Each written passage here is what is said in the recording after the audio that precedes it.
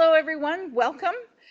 This is, I'm not even sure which number it is, but this is one of the last 3-4 lectures in the Geriatric Healthcare Lecture Series, sponsored by the Northwest Geriatrics Workforce Enhancement Center. My name is Barbara Cochran. I'm Associate Director for the Northwest GWEC. And I do want to remind you that these lectures get posted within a couple of days on our nwgwec.org website. If you go to, I can't remember now what it says, but it's something at the top about online offerings, and go to the archive lectures. You will find the lectures there. They're not necessarily listed in order of presentation, but you can search on the name of the lecture, the lecturer, or just put in spring 2018 into the search box that's over on the right hand side, and it should call up all the lectures so that you can refresh your memory or point to other people about this incredibly excellent presentation you're going to hear today. So Marty Richards has over 45 years of experience as a social worker, educator, and gerontologist. She currently lives in Port Townsend, Washington, where she had a private practice working with older adults and their families. She has long had an interest in connecting older persons and their carers with formal and informal resources in the community. She's a frequent speaker to groups of professionals and family caregivers throughout the United States and Canada. Incredible resource, a great colleague, a really popular speaker in this series. She is now retired, so we're very lucky to have her here. As an affiliate assistant professor of social work at the UW School of Social Work, and she taught part-time online classes on aging through the Institute on Aging at UW Seattle. She currently serves on the Dementia Action Collaborative for the state of Washington, which has developed a roadmap for Alzheimer's disease and related dementias. And she has written several articles and books on the topics of family care and spirituality and aging, including her most recent, which is Care Sharing, a reciprocal approach to caregiving and care receiving in the complexities of aging, illness, or disability. She is going to talk with us today about building on family dynamics and coping with Alzheimer's disease. Welcome, Marty. Thank you. Good to see you. It's always good to be here, hoping that you're all having the good weather that we are in Seattle today. Sometimes when I've been here, it's been warmer in some of the places where you are than it's been here, but today we're having a lovely day. As Barbara said, I'm going to be talking about this whole issue of families dealing with dementia, especially Alzheimer's disease. And my goals today are, first of all, to identify what family dynamics are and how roles, rules, secrets, and responsibilities affect families who are dealing with dementia of one kind or another. My second goal today is to explore some of the emotional concerns that families and people with dementia have in dealing with dementia. And thirdly, to offer some practical strategies for assisting families and persons with dementia which build on their resilience or their ability to bounce back. So much has been said about dementia over the years where there is a struggle, and many times we've had a totally negative view of dementia. Partially, I think that was to gain funding from certain agencies. If you make things look bad enough, then people end up funding you. Now there's a real move in Alzheimer's research, in Alzheimer's practical day-to-day help, to build on the strengths of people, to build on hope, and to decrease stigma. And I'll be talking more about that today as I talk about specific ways that we can help people with dementia and those that care about them. So I have a few basic assumptions that I start with. The first is that dementia affects all ages. So if someone in a family is diagnosed with dementia, the whole family is diagnosed with dementia. And by that I mean everybody is affected in some way, be it the children, the grandchildren, the partners, the friends, the people around them in community. There often is the stigma felt by the person with dementia and their family. And the stigma narrative, I believe, can be changed. And there are some really hopeful things happening to assist people to do that. And I'll talk more about that in a minute. To start with, I think it's important to remember that all families are unique systems. No two families are the same. If you think of a mobile and moving parts going around, families are kind of like that. Sometimes they settle, but there's all these moving parts as different family members, different family situations, different family community issues, finances, place to live affect them. Each family defines their situation in their own way. And I would stress here that many of us are carers for people with dementia ourselves, and we help families who are struggling with dementia. Some of us may be dealing with our own dementia right now. It's important that we don't let our own issues and the way we would, quote, do things get in the way of really hearing the families and the people with dementia and what they have to tell us. When you've seen one person with dementia, you've seen one person with dementia. At the same time, when you see one family who is dealing with dementia, you have seen one family dealing with dementia. I think this is really important as we begin to talk about family roles and responsibilities and family dynamics.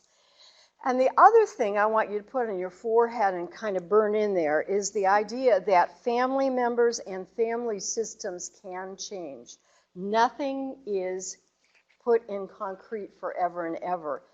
And over the years, and it's been almost 50 years now, Barbara, that I've worked in this field, over the years I've seen families do amazing things to cope, to deal with the issues.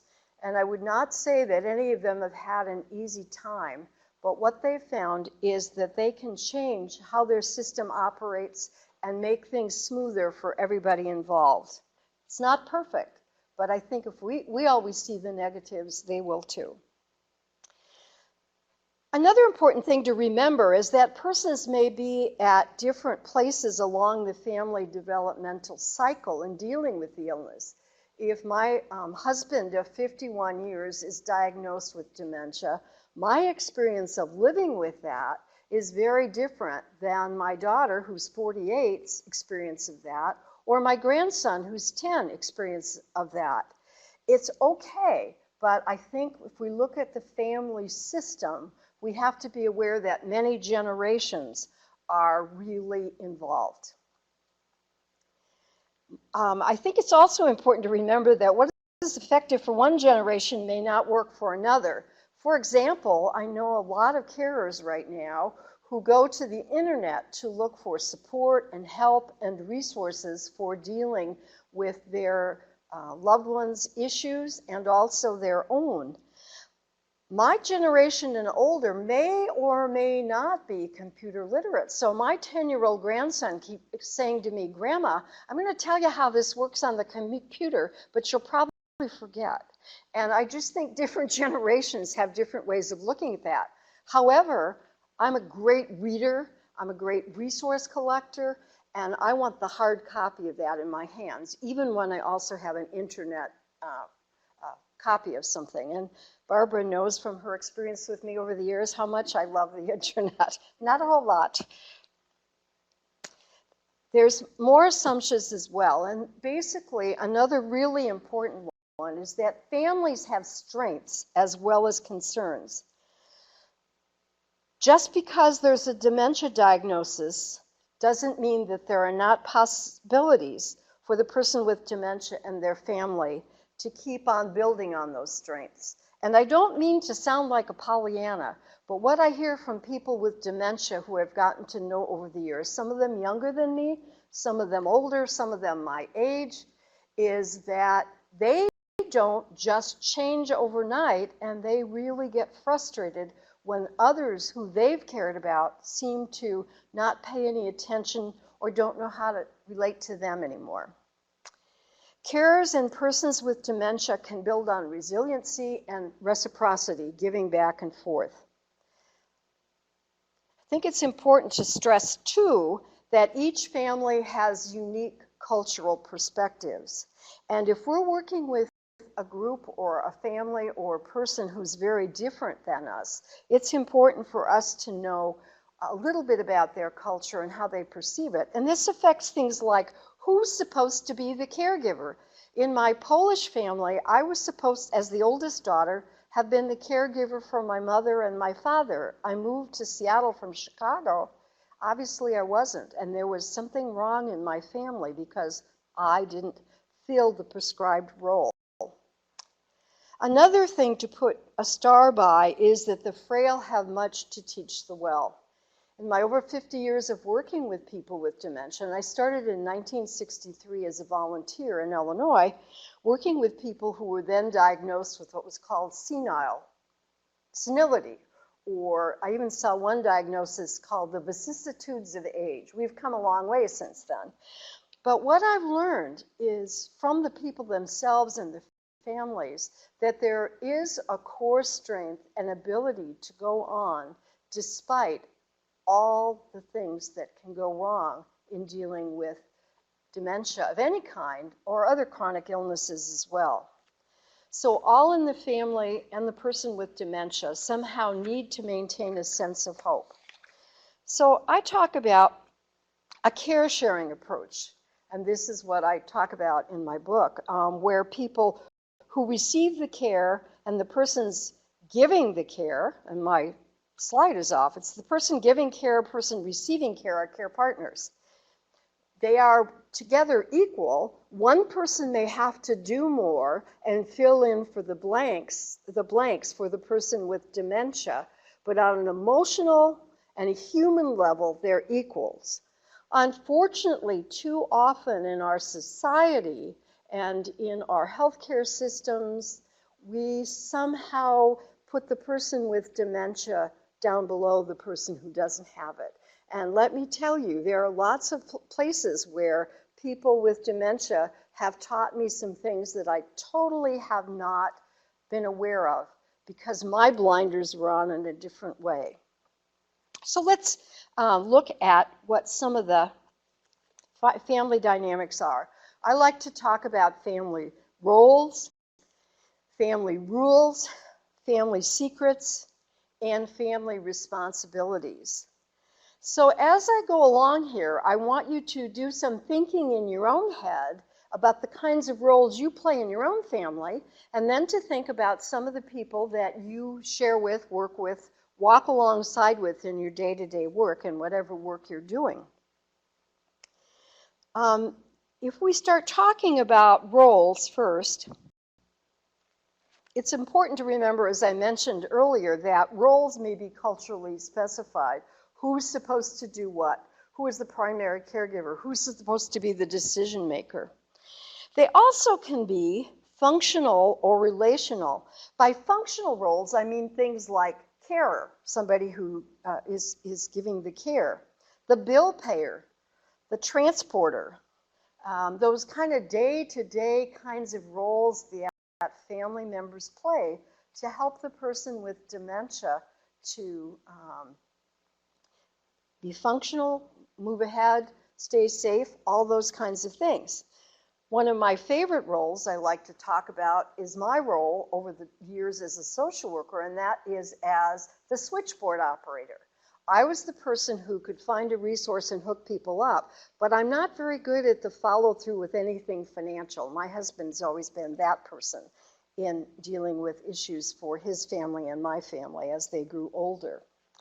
There are also what I call the titles of respect that are roles in family. And some of these are things like matriarch or patriarch, or the person that everybody looks up to, and maybe you can think of some other words for that. I think of one older woman I worked with, I'll call her Mary, not her real name, but Mary was a person who had always been seen by her family as the matriarch.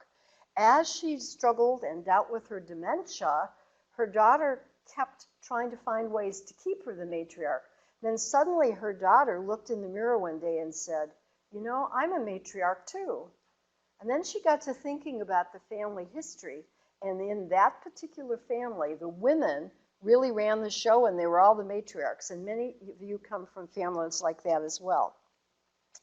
And then there are the relational roles. And these are things like the person who communicates. Sometimes there's this shirker in a family who seems not to want to do anything. I'm sure none of you know anything like that. There are also the person who's able to communicate and pull people together. These are all important roles, and they're relational. The thing that happens is sometimes they get identified early in life, and people change, and families don't change to deal with the roles and make them more usable at the time when the crisis of dementia hits. So that part of our challenge is to help people see what role they're playing, and then also to realize how that role may have been played out all throughout life.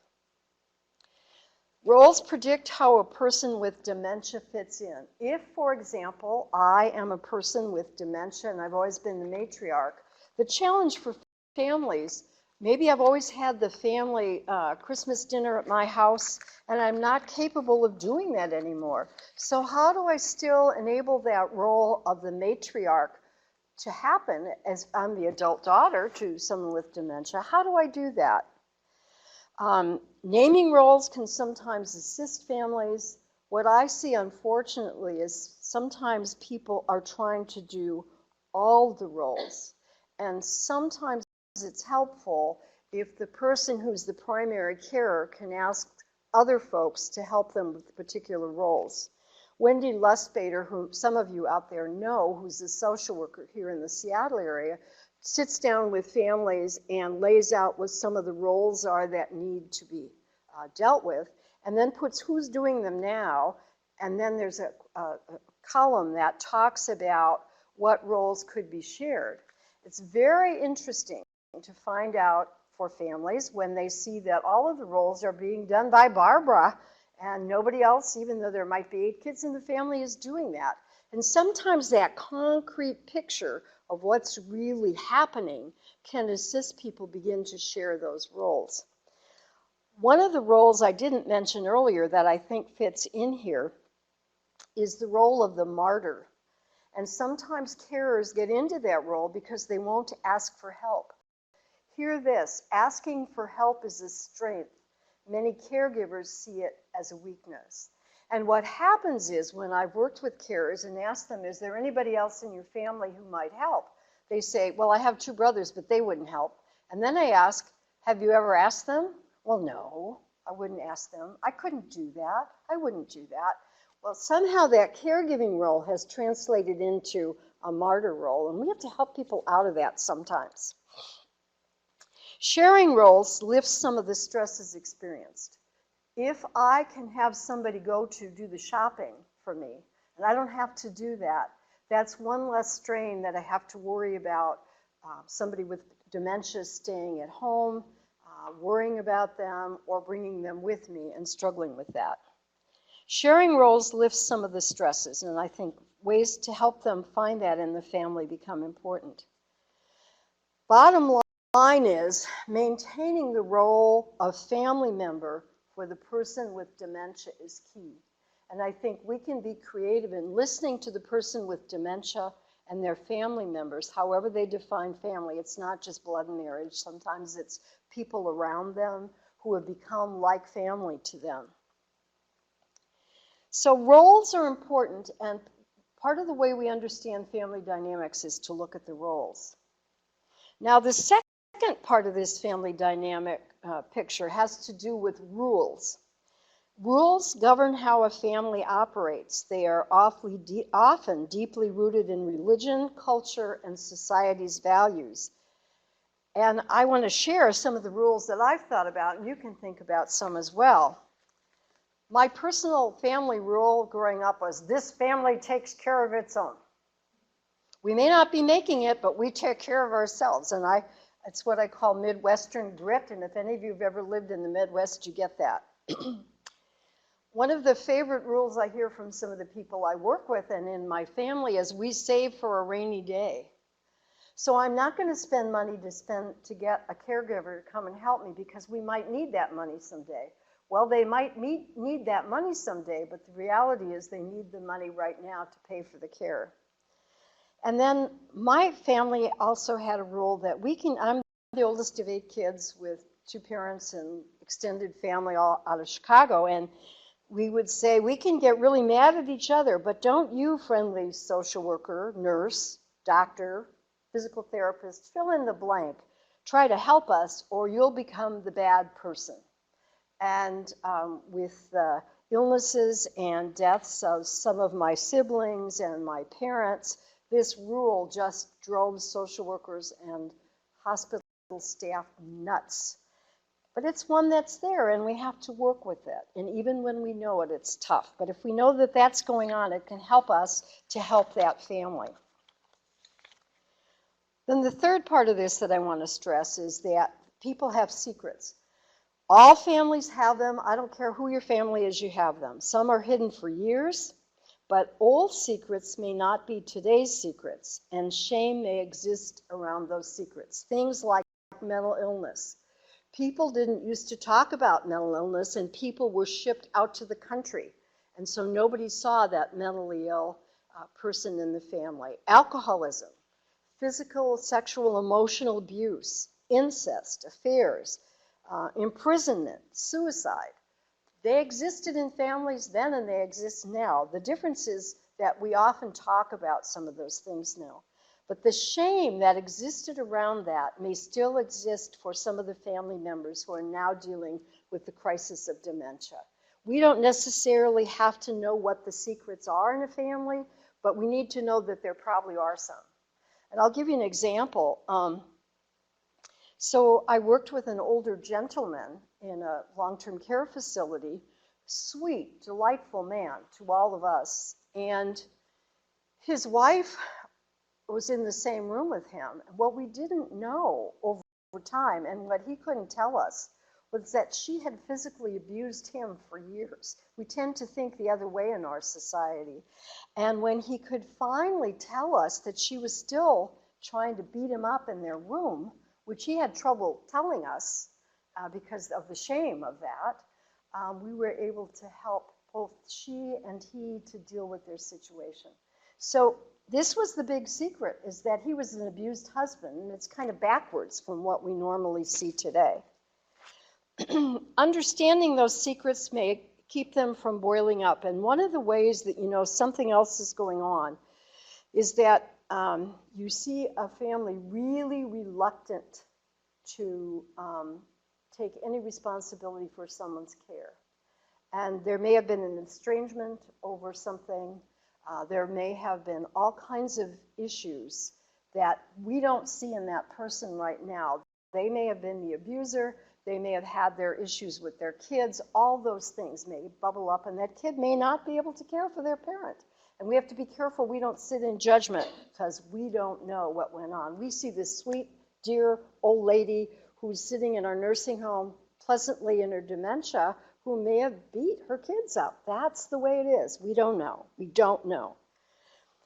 Acknowledging secrets may offer opportunities for forgiveness and working on unfinished business, and sometimes referring people to a counselor, to their pastor or priest or spiritual advisor can sometimes help. And then another part of the equation for family dynamics has to do with the responsibilities. And that has to do with how many generations and people folks are caring for. And issues come up between generations. Competing responsibilities can overwhelm persons, and there can be benefits in assisting families to evaluate and make choices. You cannot be all things to all people. Even Superman was Clark Kent most of the time. Family members need to know that, but they struggle with that. If you all know who Superman is, I'm getting to the point where I'm not sure people knew Superman like we did, Barb, back in the day. Huh? It's Clark Kent, yeah. Even, you know, we can't all be Superman. So roles, rules, secrets, responsibilities. That's part of the whole family dynamics that we need to be aware of and understand and realize that we're working with, even when we have some limited contact with families. The whole work issue is a real issue too. Some workplace environments are much better at understanding that people may have a responsibility at home and at work, but some are not. And I will tell you that even some of our healthcare and social services agencies don't get this for people who are in helping roles and are trying to deal with this as well. There is also the issue of judgment. People sit in judgment about what a family is or is not doing. And again, we don't know, but the community around them, especially for those of us who live in rural areas where you run into everybody you know, every place you go. One of the hardest things for me as a social worker was to see my clients like every day at the grocery store and at church and at the Y and everything else. You just can't help it. In the larger community, when I lived in Seattle, that was rarely true. And so everybody has all of this back history, future history, today history with people, and the judgments really come fast and furious. As I mentioned, there are conflicts between work and home. Some people have had to quit work because they can't do the caregiving and work as well, and their employer has not been able to accommodate their need for a part-time situation. Issues come up between generations. Competing responsibilities can overwhelm persons. A person who's caring for a mom with dementia may also be caring for a grandchild, or babysitting, or caring for a disabled child as well as a disabled parent. There can be benefits in assisting families to evaluate and make choices, but again, every family is different, and we need to be aware of that. So let's turn and look a little bit for family feelings in coping with dementia. Now, one thing I would say that I want to stress today is that feelings, deep feelings, exist for people with dementia as well as for the people who care for them. They are present for those around them as well, their friends, the people in their church or community of faith, their neighbors. We all need to be acknowledged and named. I am not Marty Richards' dementia patient. I am Marty Richards' person with dementia. That seems like such an easy shift, but it is not in our society because people around us get scared. And I see many of my friends who are my age who are struggling with dementia talk about how people pull away from them as if it's contagious, which it's not, but that they just pull back from the support that they might give or could give because they don't know what to do. Plus, they fear for themselves that this could happen to me. I think that's the biggest part of it. But over and over and over again, I've seen families struggle with wanting friends to stay around their loved one with dementia and their community pulling back in one way or another. Some of the family feelings that are felt universally, and I stress with families that these are normal feelings.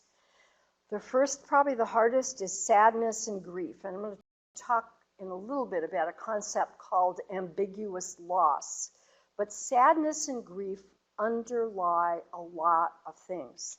I think of the woman who was caring for her husband who said, dinner time used to be the most wonderful time for us because we'd share our day and we'd share what had happened. And now I have to help him with eating because he can't remember how to use a fork and knife, and it's very sad. A lot of sadness in that.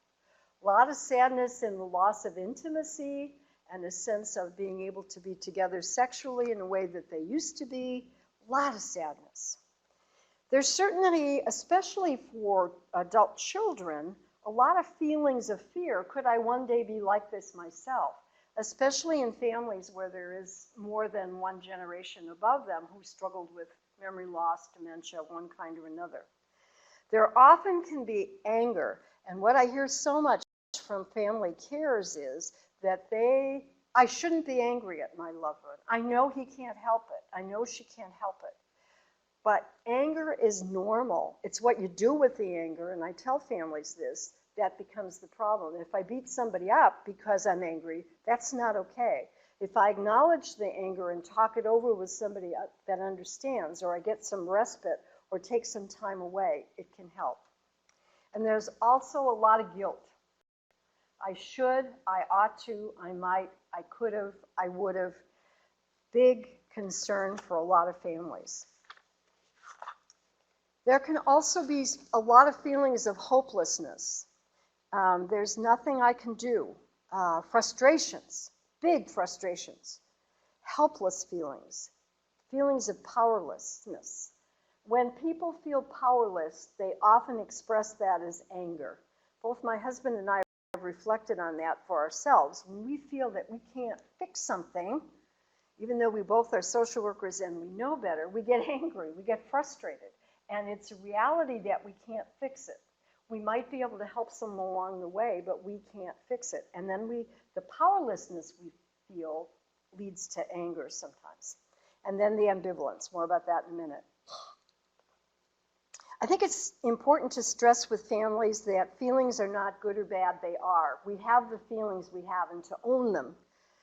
Naming them can lessen the negative impact, and sharing with others in a support group or with a counselor or with you if you're the person who's there with them, persons can feel less alone. And what I know is that's true for the person with dementia and the person who's caring for and about them. It has to do with shifting the story or shifting the narrative. So let me talk for a minute about ambiguous loss. This is a concept that is really, really important in dealing with dementia, but often doesn't get looked at. On the references at the end of your handout is a reference to a wonderful book by a woman named Pauline Boss. The book is called Loving Someone Who Has Dementia, How to Find Hope While Coping with Stress and Grief. And I think this was written in 2011. This is one of the best books for dealing with this whole concept. What happens is in dementia for families, you have a loss. The person is not who they might have been. At the same time, you love the person and you care about them, and there's loss in relationship, but there is some relationship. And this goes back and forth, and one person has described it as emotional quicksand, which I think is a good image. You know how quicksand kind of sucks you in, but also there's this roller coaster of losing and finding over and over and over again. And what also happens with this kind of a loss, it's different than people who lose somebody to death. When you lose somebody to death, the neighbors come, the people from the church come, people are aware. Often they bring casseroles, at least where I grew up in the Midwest, and they're around for a little while. But when you're dealing with somebody with dementia who's still there physically but not there emotionally or socially in the way that they used to be, there are issues that are this kind of roller coaster kind of experience. It's important to be present to the people who are struggling with this and to remind the carers to be present to the person with dementia and focus on what a person still can do rather than constantly lamenting what they can't. So I may not be able to get all the right clothing in the right order every day, but I still have a sense of humor if I'm the person with dementia. So build on the sense of humor. Use both and thinking. Find ways to develop meaningful connections with others who are struggling. And I'll talk specifically about that in a second. And it's important to do some of the grieving of the small issues that come up as they come up. What I find out is that it's just like grief overload, and it goes like this and like this and like this, and pretty soon somebody just explodes because they haven't dealt with the little losses. And remember, and I'll talk more about specifically about some of these, it's also possible to share laughter, love, joy, and the spiritual. And I love the definition of joy that I heard one time. Joy is love dancing. And I think that's the kind of thing we want to be sharing with people with dementia and their carers. And I know you're in the midst of a hard situation, and there's a lot to be angry and frustrated with, and there's a lot to do, and it's exhausting. But to find small minutes of joy can be really helpful. So I think that those are really important feelings to be aware of and to take into account as people share with you. So I have a few questions that I think can be helpful as we do assessing. Excuse me just a minute. As we work with families to work through some of this. And the first question is to ask has your family had positive interactions over time? Have you gotten along? And if they have, what is it there that you can build on? Because people may forget in the crisis of dealing with the diagnosis of dementia. Anybody getting that diagnosis is thrown for a loop, is just having a rough time dealing with it. You can pretty well, sometimes it's a relief though, if somebody's known something's been gone on for a long time and they finally get the diagnosis, there's a relief. But for many, it throws them for a loop. They keep thinking something else is going on, and sometimes something else is going on. However, if there's a history of conflicted relationships, the crisis becomes even more of a problem. And I'm here to tell you, just when I think I could not find a more conflicted relationship, I find them either in my own family or the people I work with. It just happens. That's the reality. So we have to ask the question too, what are the family strengths? More about those in a minute. But those are important to identify and then build on. And this is a key question. What has worked in the past that could be used now?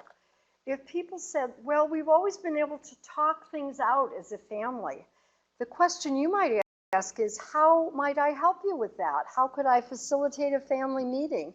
How could we do some sharing together? Again, oftentimes people are so struggling with the day-to-day survival skills that they forget that there have been things that they've done in the past that have worked to make things better. We also ask the question, what new skills could be learned? And this is where I know of people who never balanced a checkbook have now learned to do it because the partner, the person they care for, can't do it anymore. And we know that finances are one of the biggest issues for people as they start dealing with dementia and their suspiciousness. What is the best way to offer assistance? That's a good question to ask. And I just read something today that I thought was really good in this regard. It's more important to be emotionally correct than it is to be factually correct with somebody with dementia. And that goes into the whole issue of what kind of, quote unquote, therapeutic, not really wise, but not necessarily dwelling on the total facts because someone's not there. So the best way to offer assistance may be different for different families, and we have to talk with families about that. Now, I know at the end of these sessions, Dr. Vega is going to be doing a session on ethical dilemmas, but I just want to raise a couple that I think really families struggle with, and she will talk more, and she's an excellent person to lay these out very, very clearly. Ethical dilemmas for the family often revolve around quality of life. What is quality of life? And quality of life is different for every person. And families and persons with dementia struggle with what to tell people, who to tell of the diagnosis, and the functional concerns. This is really, really tough. And I keep remembering the story of an airline pilot that I saw speak at a conference on dementia one time. And he was talking about having had his physical, and airline pilots have to have those very often to make sure they're able to fly. And he had just been told that he had dementia, and he was out for dinner with friends, and he told them that. And all conversation just stopped. And 2 minutes later, they all started talking again, but nobody mentioned the dementia. And he said, did I suddenly change in that 2 minutes that we were sitting there quietly?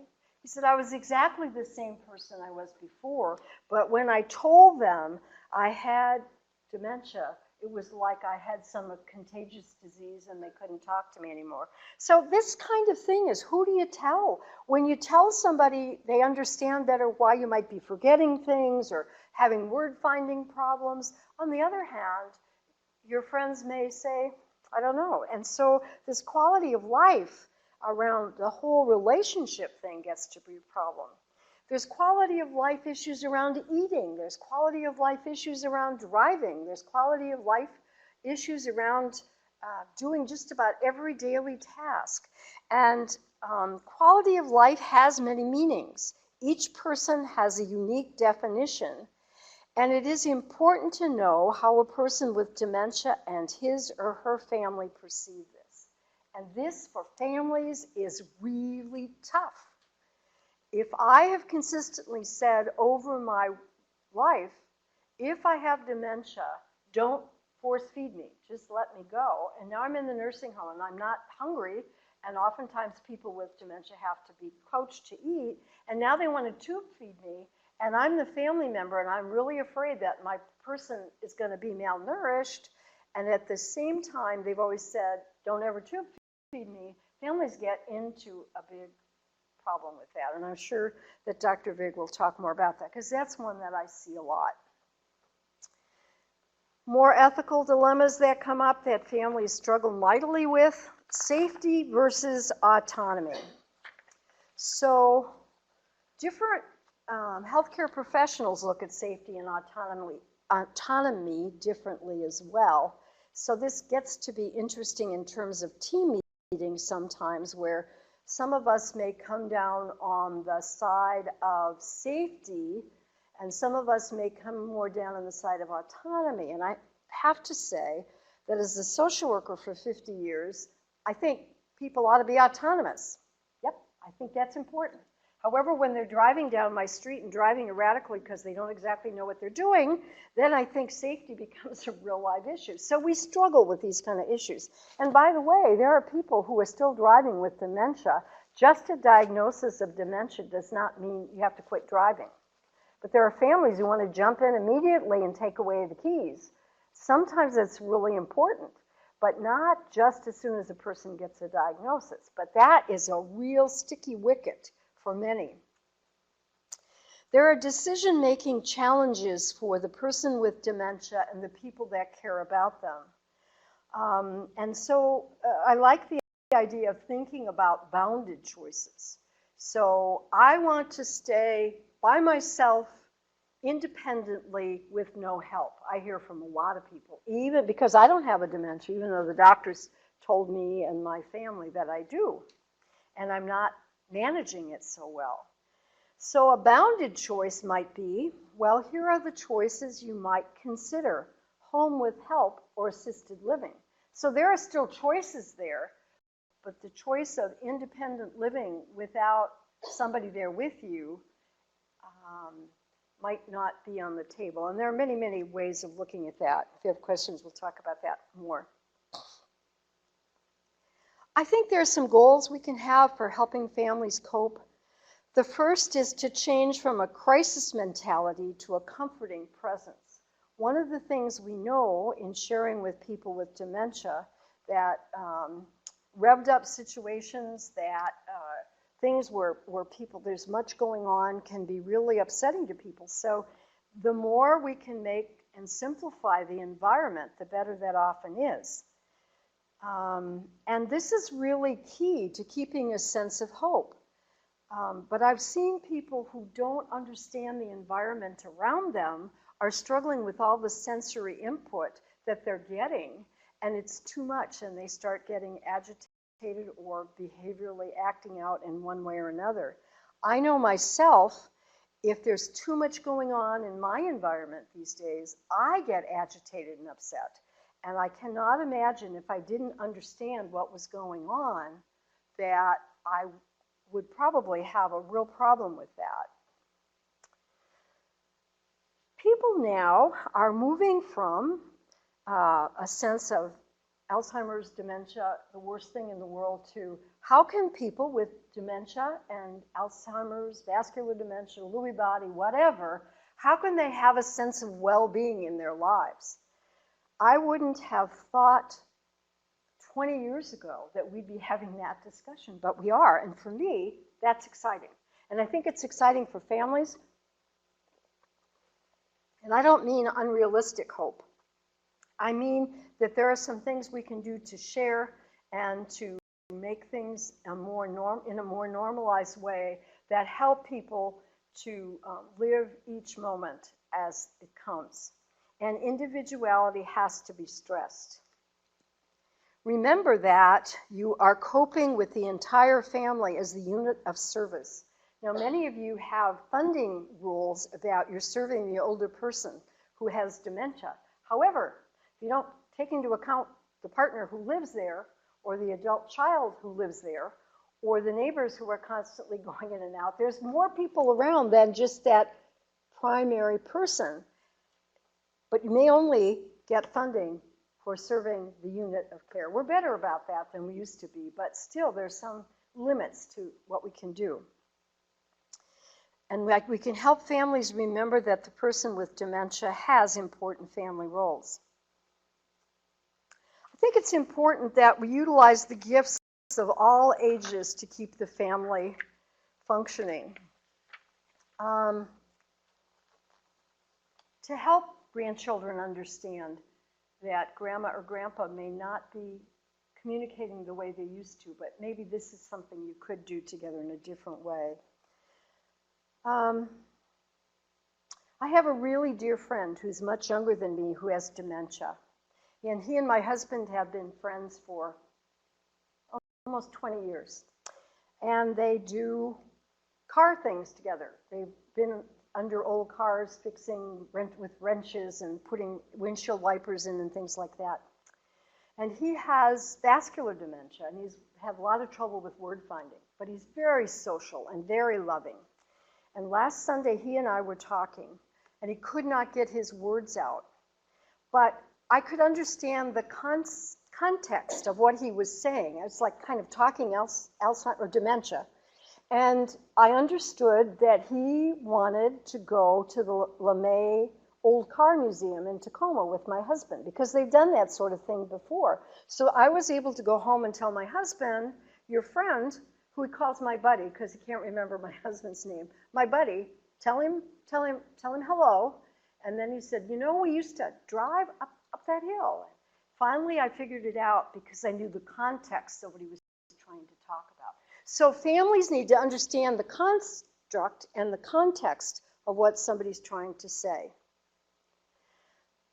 I think it's important to build on the internal resources of family, as I said, the sense of humor, faith. I think our communities of faith need a lot of help. In another world, I'm working with that. We need good communication skills, and we need to build on true grit. I give my Midwestern family and friends a bad time about this. I'm fine, I'm just fine. But you know what? It gets people through often. Where it gets to be a problem is when they forget to ask for help, and that can happen as well. Teach limit setting and model yourself when you talk with people to have effective communication skills, and also stress contingency planning. So what I know to be true is that families have a lot of stuff that they need to think about in the future.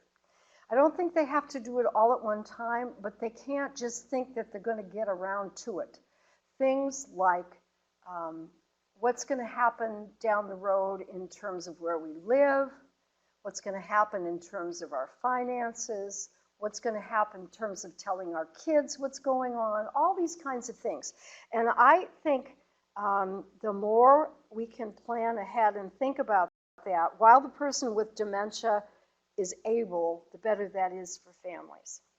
And I just wanted to share with you a book I've just become aware of.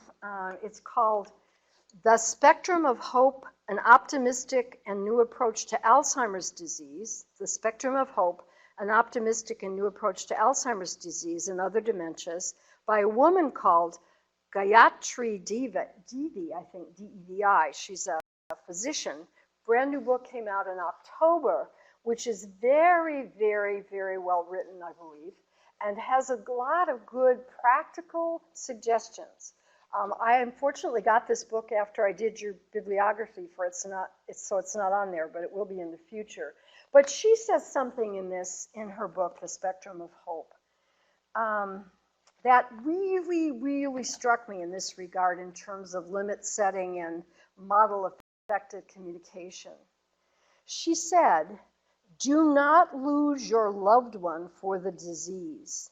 You are the spouse, child, I would add partner or friend, not the physical therapist, RN, or taskmaster." And I think if we as the quote unquote professionals can help people remember that we're doing some of the roles there, that we can help that person in the family, again using a broader perspective on family, to be able to really focus in on their loved one, whoever that is. And for me, I think the problem becomes that the family member gets so hooked into the disease process that they forget that this is still the person they married, this is still the person that raised them, that took them to the opera, the whatever. And I think her approach is well taken, and her suggestions are well taken there. Another strategy, and this is the one that I want to spend a little more time talking about now, because we need to build community to support families coping with dementia. As we deal with the family dynamics, one of the things that happens is people often get isolated because they want to protect their loved one and they feel guilty, quote, that they're not doing enough. So this is where we begin to look at some of the more creative ideas for sharing between people with dementia and those around them. And I'll talk specifically in a second about those. We also need to use realistic hope. And hospice teaches us that hope changes, and this is certainly true with people with dementia. When they're first diagnosed, their hope may be that there's going to be a cure for my dementia in my lifetime. Well, probably not, but then the hope might be that people will be around me and care for me, and then their hope might be that I'm not alone and I really need the help. It changes. Hope is not about believing that you can change things. Hope is about believing that what you do makes a difference. And that's a quote from Václav Havel, the playwright, that I think speaks to families caring for people with dementia and other chronic illnesses as well. I think it's important to remind people to make intentional use of spiritual support where appropriate, and assist people to have success in small increments, that you're not going to solve every problem every day. So if there's a behavioral issue, maybe you set up a calmer environment or you do something in a different way. And now I want to give my plug for dementia-friendly communities. There is a movement afoot in Washington State as a part of the Dementia Action Collaborative, which evolved out of the state plan. Every state has a state plan for dementia. It was federally mandated. In his wisdom, Governor Jay Inslee from this state said, we are not going to have a dementia task force without people with dementia being on the task force. Wonderful idea. And these people have taught me so much. So over time, that's evolved, and we've been working on this concept of developing dementia-friendly communities. What does this mean?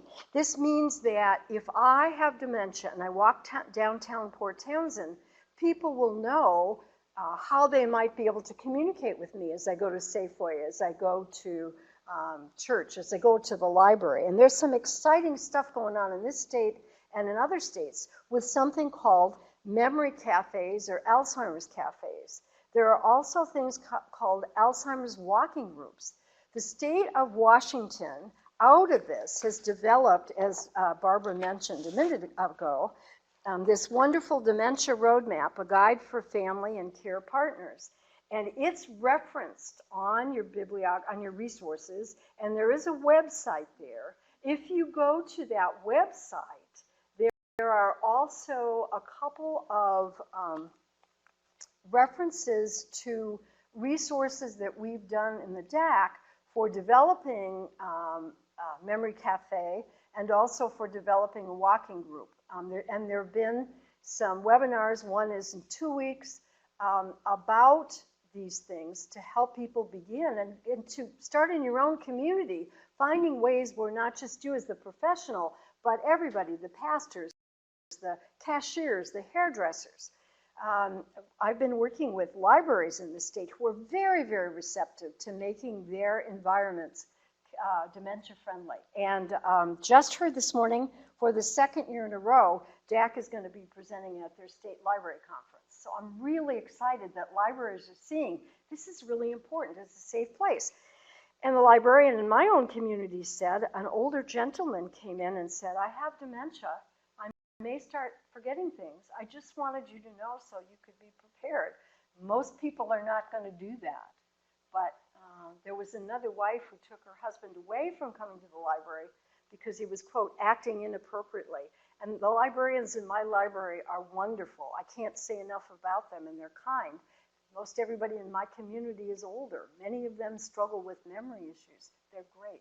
But this woman felt ashamed that her husband acted inappropriately. So we've got to get families involved in telling the story in a way that people, they and their loved ones are accepted. And I can go on and on and on, but we're just starting a memory cafe in my community in 2 weeks, and it started because a group of carers and professionals and people like me who retired professionals said we need to do this. And so we're going to be starting that to see if we can just have a dementia-friendly group meeting at the pizzeria and having coffee on Thursday afternoons. And Barb, you said you'd been to one, and they're really a really exciting place for families to feel that they can share without having a lot of pressure put on them.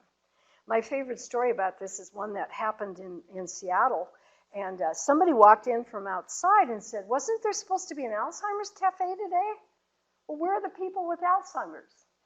They were all the people sitting around the table. So that's what we're hoping for, to normalize so families and the person with dementia can feel that they're still part of community.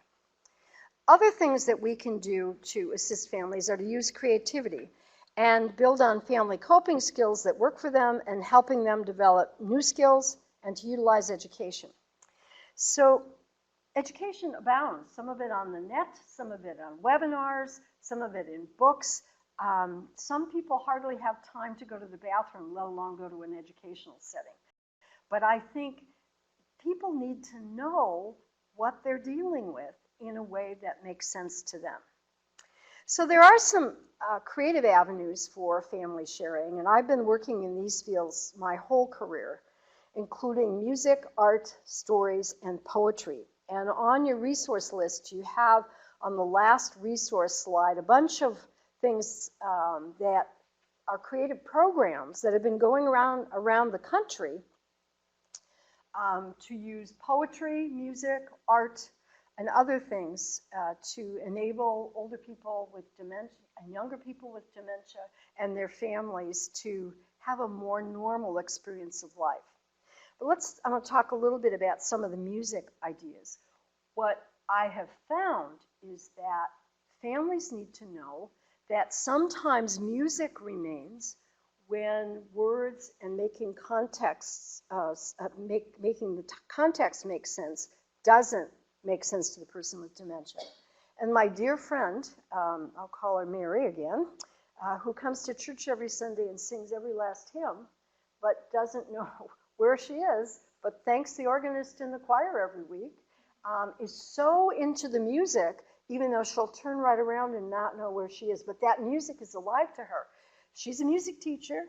She's forgotten more about music than I ever knew, ever.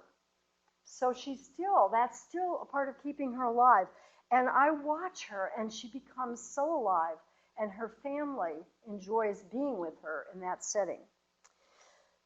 So there are a lot of things, including the Songwriting Works reference on the last page, that work with this. There is art. Elderwise here in Seattle has art programs for people. You should see, I went to an art show on Saturday of artwork of people with dementia. It was really cool. And they were selling the pictures for $75 a pop. And they were not just, they were real, live, beautiful pictures painted by people along the road of dementia pretty far.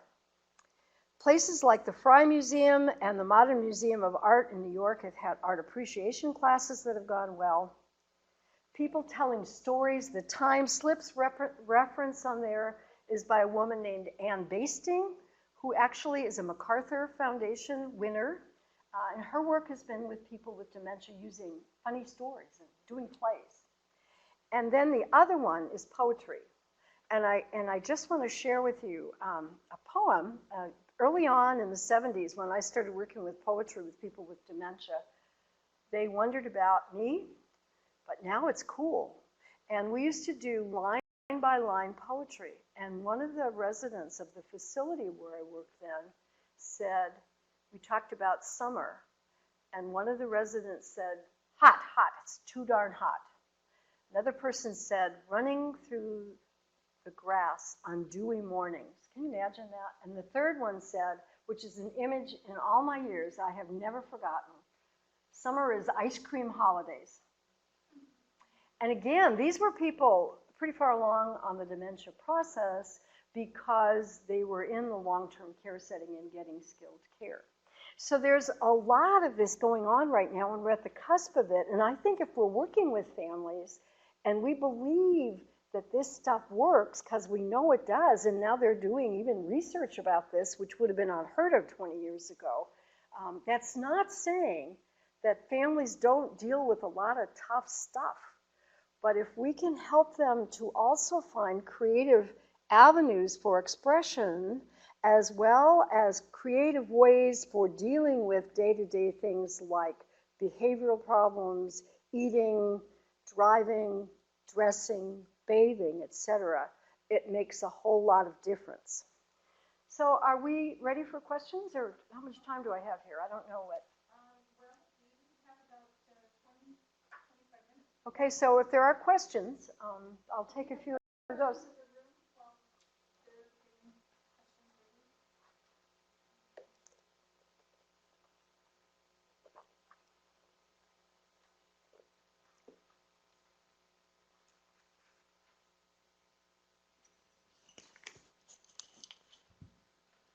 It's like people are typing, but we'll see. They are typing? Okay, well, wait just a minute.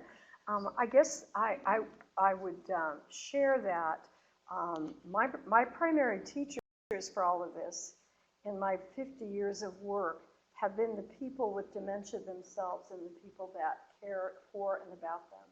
And they're an amazingly resilient group. Even in dealing with difficult things, people can pull through in ways we wouldn't have imagined.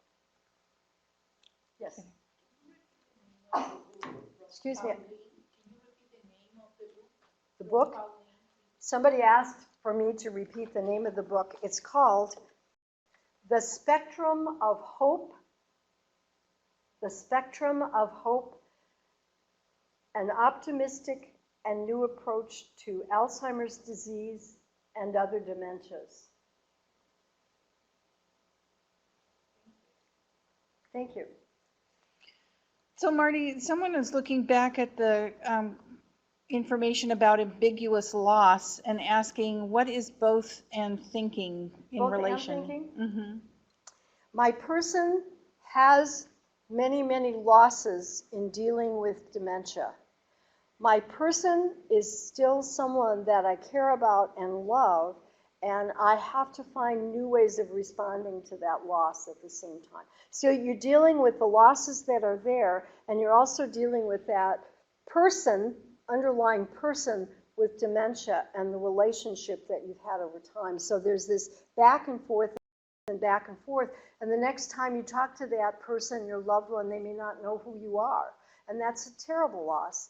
At the same time, there is the opportunity for maybe in yourself new growth and seeing things in a new way. And it's complicated. And it's always this back and forth. And probably a good example was of a friend of mine who happened to be a nurse, a very, very, very good nurse. And her mother had dementia, and she had been caring for her at home. And for many, many years, she was able to manage her at home and take care of her. But then her mom needed more medical care and went to a long-term care setting where she eventually died after a couple of years. And my friend, in reflecting back on the experience with her mom, said, when my mom had dementia and we were struggling day to day, I grieved for the mom that I knew, the mom that had cared for me, the mom that was there just because. After she died, I was really shocked that I had a second wave of grief. And what it was, I grieved for the woman that she had become. And I thought that speaks really well to this kind of situation. I hope that answered the question. It's so hard, I can't see you all out there, so I can't tell whether I made sense or not. How do you get the ball rolling to turn your community into a dementia-friendly community? Well, that is a really good question. First of all, I'd suggest you go to our website because there are some helpful things there. There's also something called Dementia Friendly America. If you Google that, you'll find resources for how to begin dementia-friendly communities. Some of the goals are things like nothing about, you know, the disability slogan of nothing about us without us. Basically, they've said the same thing about dementia. We are not going to set up programs and have ideas unless people with dementia are part of developing them. That's one. Secondly, people with dementia must be treated with respect. Thirdly, we need to set up environments that are safe. And there are several principles that come out under the Dementia-Friendly America guidelines. It's just talking to people in the community, the merchants, the churches, the libraries, to talk about ways that we could make it more welcoming for people. This whole dementia-friendly idea is years in the making in the Netherlands and England, where they have whole communities set up for people with dementia. So look under Dementia-Friendly America, and there's a lot of good resources. But basically, it's talking it up with people. Okay, hope that answered your question. Any more questions there? Yep. Oh, okay. Is work being done by DAC available to the public in a reader-friendly way? Reader-friendly. It's on the website. This is a book. Again, if you go to that website, you can get copies of this. Yeah, I think if you just submit, Google the Dementia Action Collaborative and maybe put in Washington, because it's a Washington state initiative, but you'll get the resources that are feeding into it. Yeah, it's on the resources, but it's www.dsaltsa/Alzheimer's with hyphen, state hyphen plan. And it is on the resource list. It's under the very first one, Dementia Action Collaborative, Washington State. And I will tell you that some of that stuff is related specifically to Washington State, but a lot of it is relevant across states, especially our good states in the West. And your state may have stuff too. So if you're in Alaska or Wyoming or another state, look to see what your state government has done in terms of an Alzheimer's plan for your state. States like Minnesota and Utah and Wisconsin have done a lot of work saying that the community of faith is important. In this state, where a lot of people are not a part of a community of faith, it wasn't seen as important as other states. So again, every state is different. Every state has different issues, but that's a place to go to start. So have you seen any research studies on combining child care facilities with adult day centers for people with dementia or memory loss? Not personally. I do know Mount St. Vincent here in Seattle, West Seattle, where my mother-in-law lived for many years, had child care with the skilled and assisted living care facilities there. And the older adults who lived at the Mount absolutely loved that. So I've seen that work, but I don't know myself. It doesn't mean there's no research being done, but I don't know it. When you're talking about family feelings, can you give some examples of how to shift the narrative? How to shift the narrative. Okay. Let's think about anger. My husband yells at me all the time for no good reason, and it upsets me. The narrative might shift in telling that story by saying, my husband's inability to understand the environment makes him anxious, and he feels scared. And when he feels scared, he acts out at me. So the change is, it's not my husband is angry with me, but that he's scared and he's acting out with anger because he's scared. Does that make sense? And the person who asked that question, if I didn't answer that, come back to me for that. So, Missoula mentioned that Montana has a dementias and related dementia state plan, and I think most states are developing state plans on aging and state plans on dementia care. Yes, and the other parallel movement that we worked some in King County, in Seattle and Puyallup, there's something that AARP initiative for age-friendly communities, which is to make our communities more friendly to people who are aging. So these two parallel tracks are going, and many of them are the same people. However, remember that dementia goes across not just older people, but many younger people as well. But look up AARP and their age-friendly community work as well. So just an FYI, the Alzheimer's Resource of Alaska Palmer sent out a survey to find out if care partners and people living with dementia were interested in a memory cafe and what activities they preferred from the information gathered. We've been meeting for a year. Music is a big part of our cafe, they say.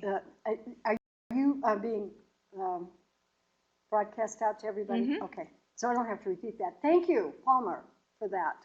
And they're happening all over the country, and they are successful. And the ones that are successful are because people with dementia had the input. You said the carers and the people with dementia answered a survey.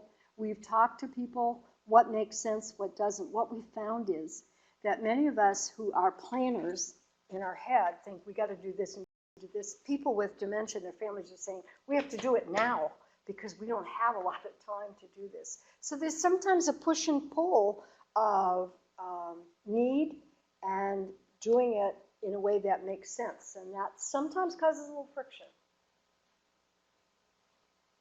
But it's okay, because relationships are messy. Do we have other questions in the room?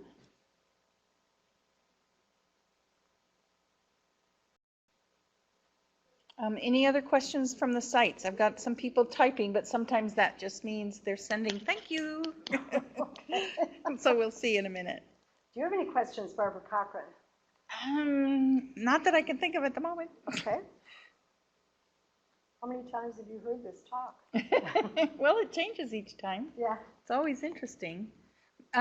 Maybe you could talk a little bit more about the process that the Dementia Action Collaborative went through, because they developed a state plan and now they're doing implementation. Yeah, well, it started out as the Alzheimer's task force to develop the Alzheimer's plan, and then we called ourselves the Dementia Action Collaborative.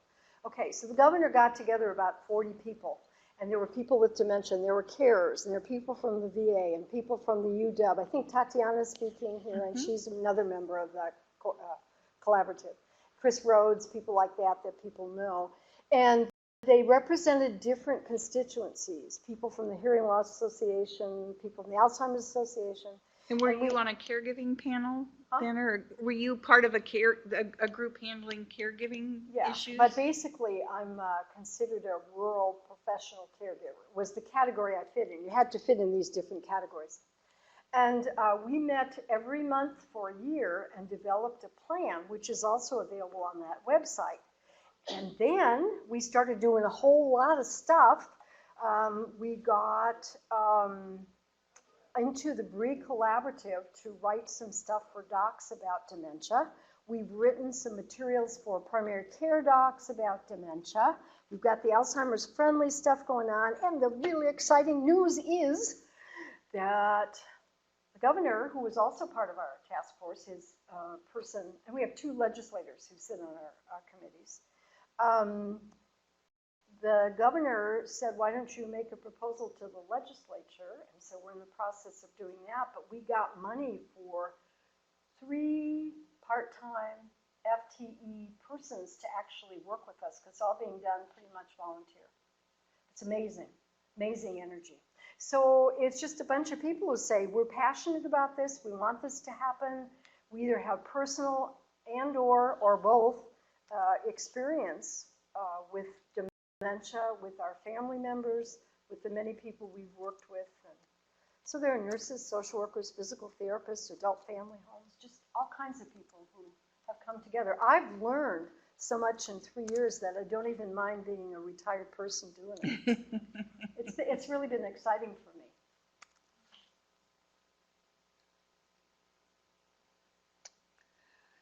I don't think there are additional questions unless others have occurred.